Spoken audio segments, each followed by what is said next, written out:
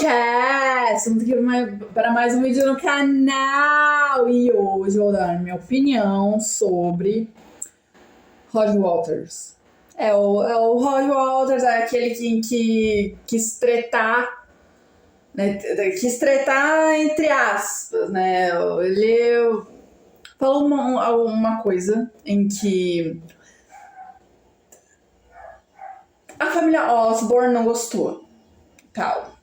Mas eles interpretaram da maneira deles e tal, então nós vamos falar sobre, não exatamente sobre isso, porque na verdade a internet é bem infantil com a reação disso tudo, como todo mundo sabe. Vamos lá. Roger Waters, desde do Pink Floyd, ele sempre foi um ditador. Antes, quando ele estava lá junto com o Sid e tal, e aí ele meio que, digamos, ele não sabia tocar nenhum instrumento. Real, ele não sabia tocar nenhum instrumento. E aí o Sid meio que fazia o Richard e o Nick e ele como funcionários, porque o Sid sempre foi o compositor, sempre foi o cara que sempre compunha, criava as músicas, criava todas as partes da música. E aí o primeiro álbum saiu, que é o The Gauges of Dawn, que é um álbum psicodélico bem daquele psicodélico da época de 1967, tal, que tava rolando depois dos Beatles e tal, né? Naquela vibe assim dos Beatles entrando pro rock psicodélico ali, né? Que nesse ano já tinha o Sgt. Peppers, que também foi inspirado de cara, assim, não exatamente de cara, mas nos bastidores pela aquela banda ali que entrou no Abbey Road, conhecida como Pink Floyd e tal, como todo mundo sabe. E se você não sabe, tá sabendo agora. Então, além do Roger entrar na banda e não saber nada, ele praticamente nem sequer escrevia as músicas. Depois que o David entrou, o David Gilmour, aí que ele começou a criar as músicas, começou a ser o letreiro, porque o Sid já tava meio doidão, já tava exagerando muito no LSD e tal, e aí começaram a colocar o cara pro jogo mesmo. Tanto que, se você vê algumas apresentações do Sid, do Pink Floyd, o Roger parece que é um aluno de 6 meses tocando baixo. E o pavor dele era ir pra bateria. O pavor dele, ele não queria ir pra bateria. E aí, pra quem não sabe, o Roger e o Nick também eram meio que colegas, amigos de infância. Não exatamente de infância, mas para ensino médio, assim, da escola. Eles sempre foram muito amigos, de longa data. E aí, com essa parte de fazer uma banda, né? Sabe aquela banda ali na faculdade de arquitetura que os dois se encontraram ali, aí conheceram o Richard Wright, depois o Sid, aí formaram a banda, sabe aquelas bandas bem amadoras ali da faculdade? Então, é essa. Aí vem já que o Roger não sabia tocar nada, ele meio que pegou essa coisa assim entre o Nick e o Richard, só que mais para o Sid. O Sid era praticamente o cara que tocava, compunha tudo ali na banda. E aí, depois que o David entrou, que por pouco tempo o Pink Floyd foi um quinteto, né? Depois de um quarteto, assim, desistiram de pegar o Sid, porque o Sid estava 24 horas por dia doidão. E aí eles né, nessa psicodélica, parada bem psycho, o Roger assume as letras. tanto que a sonoridade do Pink Floyd, depois que o David entrou, mudou completamente. Mudou assim, entre uma fase bem... a fase experimental, mas deu certo. Então, tanto que Cesspool of Secrets é o disco favorito do Nick Mason, do Pink Floyd. E aí, eles criaram aquela parte, aí tem também tem uma parte desse álbum, assim, que tava todo mundo invocado, assim, de fazer. Não lembro bem se... Não lembro bem se era... Porque o Sgt. Não, peraí. O Cesspool of Secrets, né, diria que seria o segundo ou o terceiro, porque teve o álbum More. Só que o álbum More foi lançado em 69, então foi o Cesspool of Secrets, né, em 68. Aí entrou o David, ele assumiu os vocais e a guitarra, porque o David desde cedo já tocava bem, porque ele era filho de um cara de um músico de jazz, então a música estava sempre ali.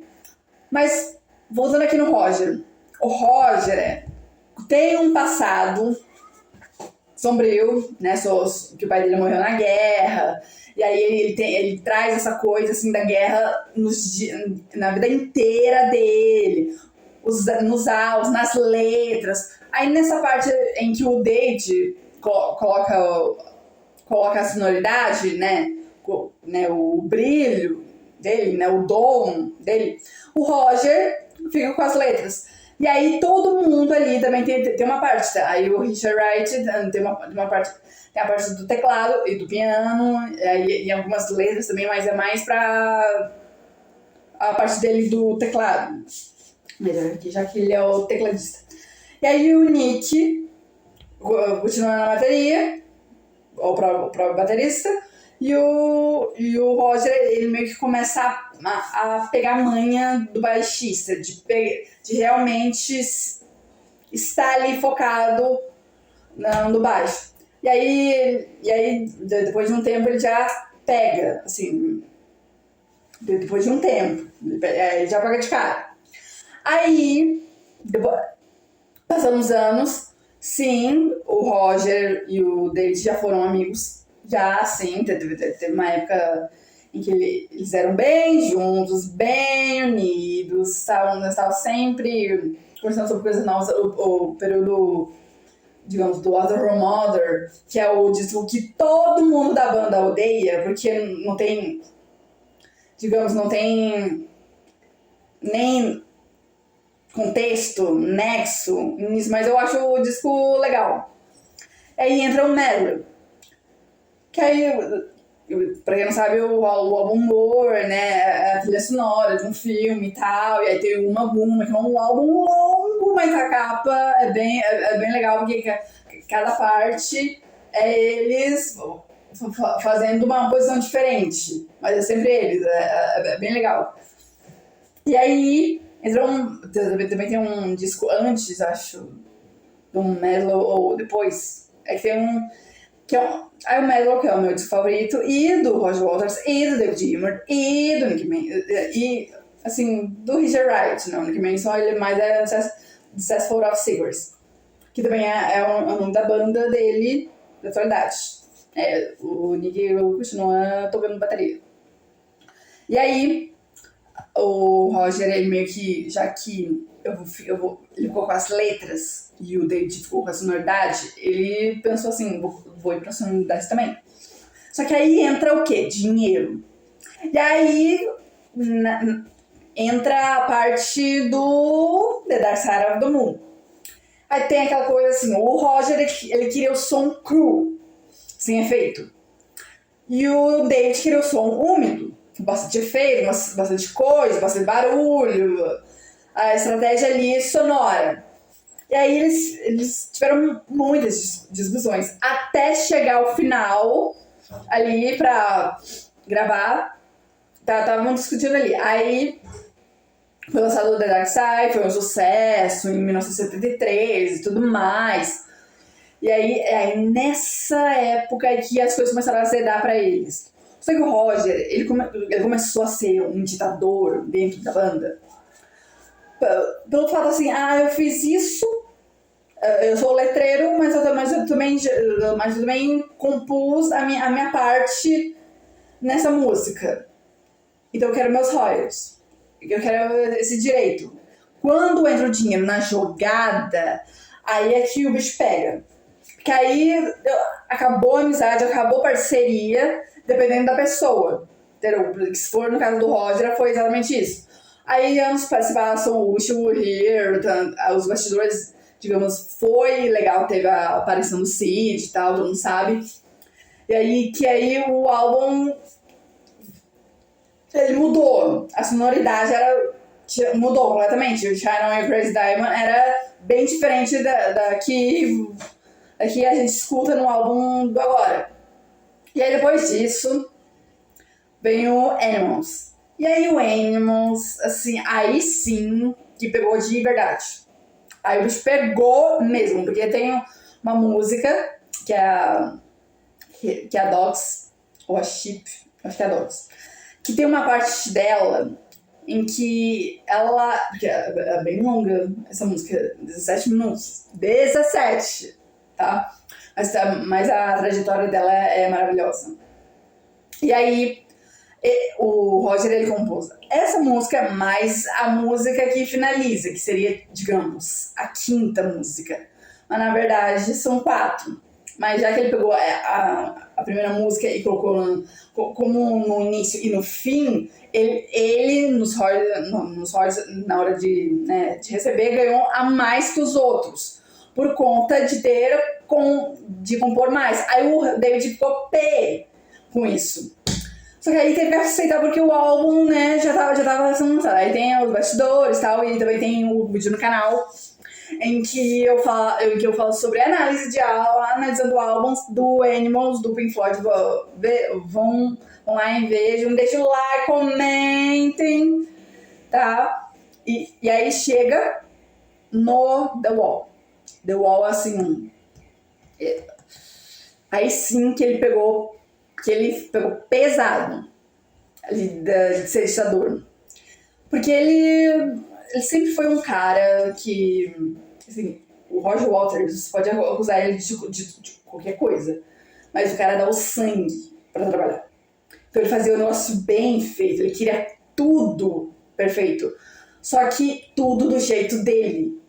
E aí essa coisa de deixar, de não escutar o David, o Rick, aí demitiu o Richard, e aí brigou com o Nick, e depois discutiu mais ainda com o David, e ainda teve processos judiciais com o produtor, mais milhões de coisas, tipo, ele no The Wall, ele praticamente fez o The Wall inteiro quase sozinho.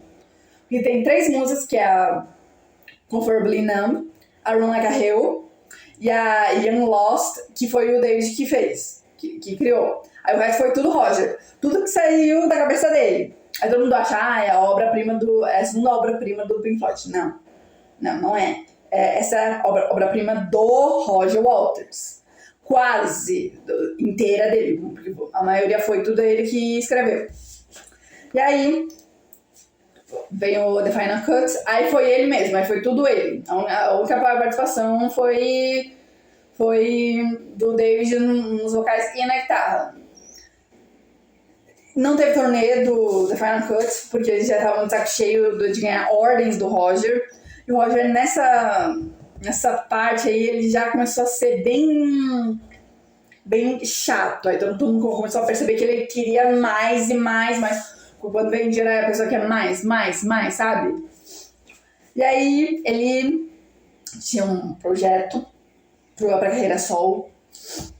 E aí ele lançou o primeiro disco, que é um disco bom. Eu recomendo pra vocês.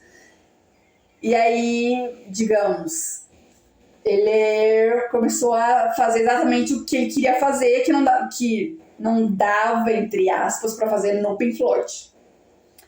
E aí vem em 1985, ele sai da banda. Só que ele avisa pra imprensa que saiu da banda. Quer dizer, que ele saiu, que o Pink Floyd acabou.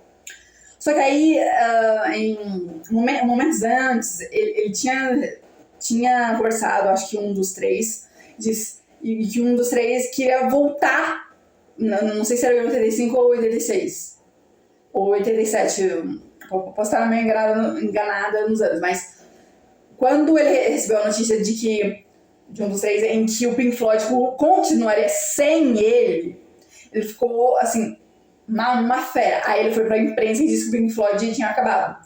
Aí o David ficou mordido com isso e teve mais força pra continuar com o Pink Floyd junto, sem o Roger. E o Roger ficou assim, tá, muitas reuniões e processos judiciais, que todo mundo sabe, entre ele e o David. Eles fizeram um acordo por fora pra dizer, tá, tudo bem, o Pink Floyd pode continuar, contando que eu saia do contrato com o manager. Então, aí na época os caras do Pink Floyd ficaram, não, era uma traição, consideraram aquilo uma traição. Só que aí o próprio Mick Manson já admitiu entrevistas depois, assim, do acontecimento, que deveriam ter deixado mesmo, né? Vai fazer o quê? E aí ele continuou com a carreira solo dele, aí teve o The Wall de 1990, com a demolição do Muro de Berlim e tal. E aí teve bastante gente famosa ali pra fazer o show, né? Porque o Roger não foi inteiro pra lá e tal. Mas a minha opinião com ele, assim, no fato de ser um músico, ele é, assim, um baixista que faz mais do mesmo. Não tem uma coisa a mais, como o John do The Who, ou até o James Simons do Kiss, e Simone Simons. E também outros baixistas que são bem de um outro nível, sabe? E aí, mas como pessoa, eu não faço a menor ideia como é que ele é, mas já ouvi falar que ele é insuportável. Talvez a pessoa que tenha visto ele e tal, pegou ele num dia ruim, né? E aí, na parte politicamente, que ele sempre foi politicamente ativo, né, quando ele começou a ser politicamente depois do The Dark Side, é um ato de coragem, sim. Ele é bem corajoso, só que a maior parte de ser famoso é pelas obras, é pelas músicas do Pink Floyd, porque a maioria das músicas dos shows dele sempre tem as músicas do Pink Floyd, não só as músicas da carreira solo dele, tipo, o primeiro álbum eu gostei, o segundo eu gostei por quê? Porque era um pop eletrônico, assim, que ficou bem legal, ele saiu da zona de conforto dele, que é o do rock. Aí o terceiro eu achei tragável, bom, mas mais pra tragável. Aí o outro eu achei mais ou menos. Aí esse de 2017, 2018, não posso ter enganado. Aí eu gostei desse. E aí ele sempre tem essas polêmicas com famosos. Ou é polêmica sobre política, ou é polêmica atacando outras pessoas. Eu acho engraçado assim, o fato de que antes ele atacava alguns políticos, agora ele defende exatamente o político em que ele atacava antes. Sabe? Ele mudou de ideia, Nick, ele é um artista, beleza. Mas vamos lembrar assim que política é uma coisa que pode parecer séria, mas cara, você tá mexendo com uma população, com os direitos humanos e tal, e com gente que deveria cuidar da sociedade e da população, né, valorizar. E aí o Roger, ele, além de fazer milhares de vídeos polêmicos pra tentar se tragar na atualidade, que eu acho isso de uma coisa assim, pra quê? Você não precisa disso. Só que a maioria das polêmicas deles, que eles só se destaca mesmo pelas polêmicas. Quem é o Roger Waters? O cara que é polêmico. Aí ano passado, o começo desse ano, eu li uma reportagem assim, dizendo como de socialista eu passei para capitalista. Você fica tipo, o cara era super socialista. Quem você daria como o cara mais socialista de antes era o Roger Waters. Agora o cara é capitalista, porque tá defendendo Trump. Aí você fica, como é que você mudou de lado aí? Por que resolveu mudar? Sabe? Mas é porque ele é rico, sei lá o quê, blá blá blá. Sabe? Tem umas coisas que também não caem pra mim, que é o fato assim, de que antes ele não defendia os LGBTs. Agora que ele se tornou capitalista, ele defendia os LGBTs. Ele fez a versão do The Dark Side of the Moon, que ficou uma merda. Desculpa a palavra, mas ficou horrível. E é tipo, é um saco, não vontade de dormir. Eu estudei, eu tava quase dormindo. Aí tem aquele discurso, sei lá o que, uma pura chatice, não dá. É a pior regravação que eu já ouvi de álbum. Então, assim, a minha opinião do Roger é que ele é um artista, é um bom artista, talentoso, assim, entre letras, sim. Ele se encontrou como letreiro. Como baixista, ele é, assim, mais do mesmo. Como pessoa, ele é bem polêmico. Dizem que ele é insuportável, que ele é mal educado e tal, mas você tem que ver os patamares ali. Aí sobre o Ozzy, ele praticamente... É óbvio que ele não liga. Ele não sabe o que é heavy metal. Ele não sabe o que é o metal em si. Ele não gosta de metal, ele não gosta de punk, ele não gosta de rap, daqueles caras que usam boné pra trás, não gosta do Kiss, não gosta do AC/DC, não gosta do Black Sabbath, não gosta do Ozzy e tal. É óbvio que ele vai dizer, eu não ligo pra isso, porque ele não conhece, ele não gosta. Só que ou ele conhece e já não gostou. Entendeu? É óbvio, só que essa é a opinião dele. Gente, não leve pro lado pessoal. E lembrando, o Roger Waters, ele sempre cria polêmica. E a internet reagiu com infantilidade. Por favor. Aí vem o Jeff, filho do Ozzy, responder ele. Cara, nem liga pra esse cara. O Roger passa anos sendo polêmico. É isso que ele faz. Entendeu? Pra ficar ali, assim, sempre na mídia, pra se destacar, ele faz polêmica. Só que ele foi entrevistado por um cara no YouTube, e aí aconteceu isso. Que ele respondeu, disse assim, que Deus o abençoe, que Deus o guarde e tal. Então, gente. Ele não sabe nada, ele praticamente não sabe nada sobre metal. Pra que você vai dar voz pra uma pessoa que não sabe nada sobre metal? Porque ele acha que é muito barulhento. Ele não gosta do punk. Ele entendeu? Então é só mais uma polêmica dele. Nem liga. Entendeu? E esse foi o vídeo, durou bem mais do que eu imaginei. E tomara que vocês tenham gostado desse formato de vídeo. Se vocês gostaram mesmo, aí eu falo que esse é o formato certo para youtubers fazer, né? No meu caso é. Então, eu fico por aqui. Muito obrigada pela sua audiência, pela sua paciência. Deixa aqui nos comentários a sua opinião sobre o Roger Waters. O que você acha sobre ele?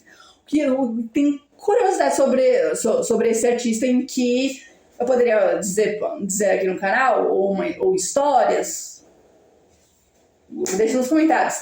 Deixa o seu like também, se inscreve, comenta, compartilha. E até a próxima da Moment Cat.